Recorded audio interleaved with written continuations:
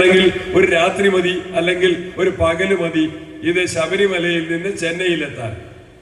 പക്ഷെ എത്തിയത് എത്ര ദിവസം കഴിഞ്ഞിട്ടാണെന്നറിയോ? കേരള ഹൈക്കോടതിയുടെ വിധിയുണ്ട്.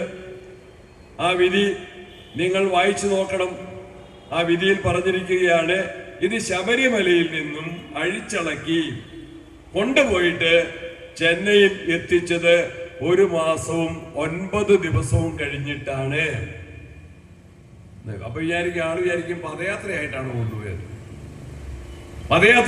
പദയാത്രയായിട്ട് പോയാൽ പോലും 1 മാസവും 9 ദിവസവും വേണ്ട. എന്തിനാ താമസിച്ച? എന്തിനാ?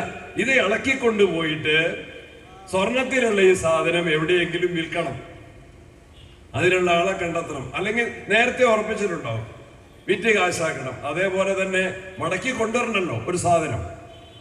ആളുകൾക്ക്, വിശ്വാസികൾക്ക് പൂജ നടത്താനും ആരാധിക്കാനും ഒരയ്യപ്പ വിഗ്രഹവും താരപാലക ശില്പങ്ങളും അവിടെ വേണമല്ലോ.